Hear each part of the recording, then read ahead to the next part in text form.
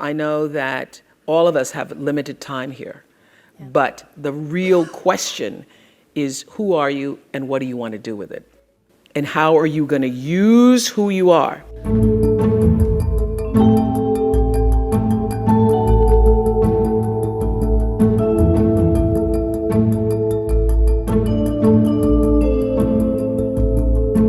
You've got to decide. You've got to draw the boundaries for yourself and decide how are you going to use your money, your talent, your time in such a way that it's going to serve you first, because if it doesn't allow you to be filled up, then you get depleted and you no longer want to, you can't keep doing it. Right. So my decisions are now emotional and logical, meaning I choose education, but I do it in such a way that's actually going to benefit the person that I'm serving. Then it's not just, oh, I want to help people, you know? Right. Yeah. Thank you. You said at the end of your 25 years, gratitude is the single greatest treasure I will take with me from this experience.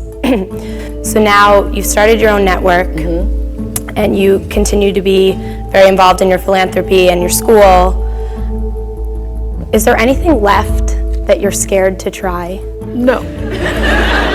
No, and I'm just trying to think of well, is there something that I hadn't thought of? Well, because there's not much you haven't done. So. Well, but I stay in my lane. Yeah. I know what my lane is. I know what my lane is. I know that my real calling is what I said earlier. It's not, I know what it looks like to the rest of the world. Oh, there's a talk show, but I really know what I'm here to do, which is the number one thing I would say to you. First, let me answer your question. So no, there's nothing I'm not scared to try. I haven't even, I have hit my stride, but I haven't done what I ultimately came to do. There still is a supreme moment of destiny that awaits me.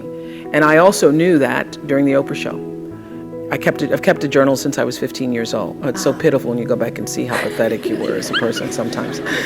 But I always knew, even during that show, that we live in a fame culture. We live in a fame-centered world, you know? Had this literally been during the Renaissance, people would have valued different things. If we'd been during the Transcendentalist period, people valued different things. But in our culture, we value fame. So I always understood that was the basis for me being known in the world, because people wouldn't be able to hear you unless you came with some swag or swagger, you know? And I also understood that was just the foundation to be heard, but that there was a lot more to be said.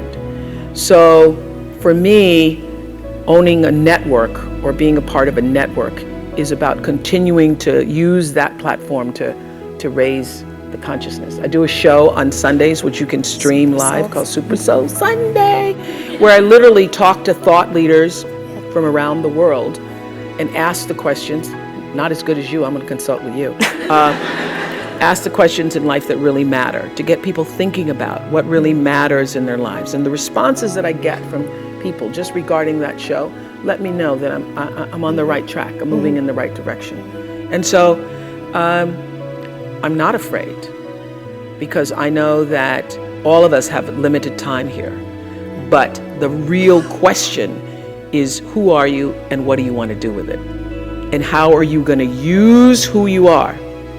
My favorite line from Seed of the Soul is, when the personality comes to serve the energy of your soul, that is authentic empowerment.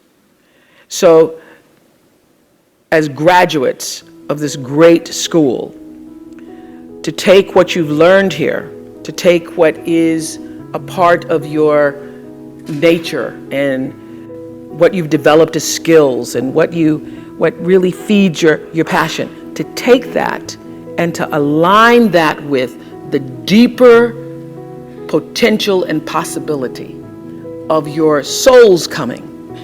When you align your personality with what your soul came to, and everybody has it, align your personality with your purpose, and nobody can touch you. And you wake up every day and you are fired up. Because everybody has a purpose. So your whole thing is to figure out what that is. Your real job is to figure out why you're really here, and then get about the business of doing that. That's it. So we all know now what we have to do, right? When we leave. Yeah.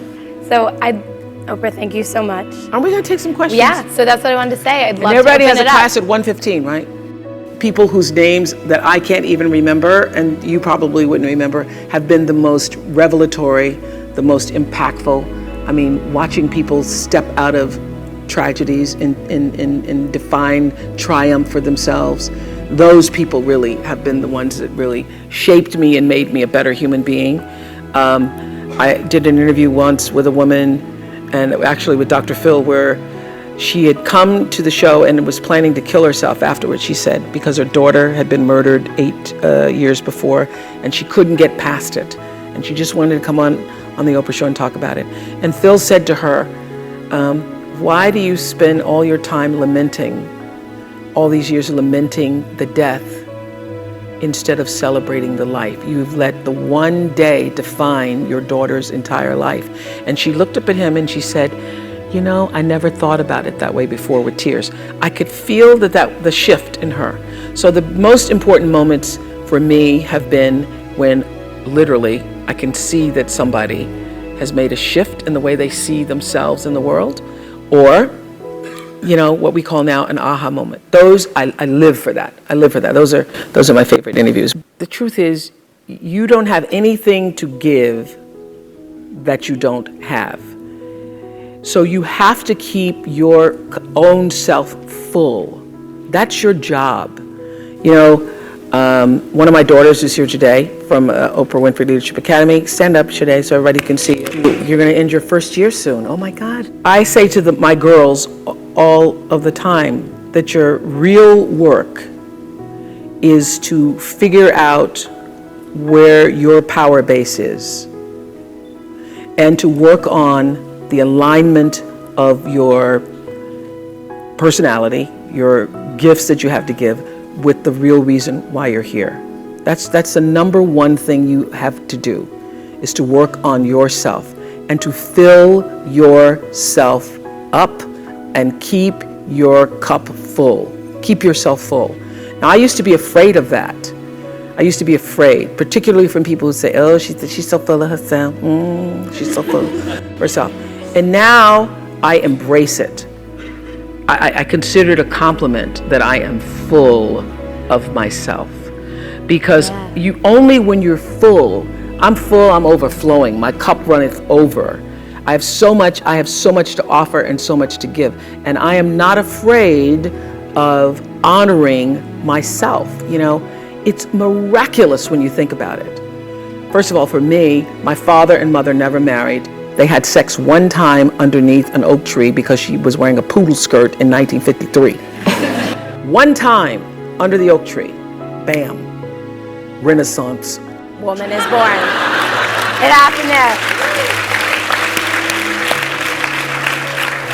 That's why I know my life is bigger than that. My life has to be bigger, as yours is, bigger than a poodle skirt. It's much bigger. The design, the reason why I'm here is much bigger than, oh, I think I want to see what's under there. So the ability to take care of that, to honor yourself and that which is greater than yourself, that which was the reason for your being here. That there's no selflessness in that, because only through that do you have the ability to offer yourself, your whole self, your full expression of who you are, to the rest of the world.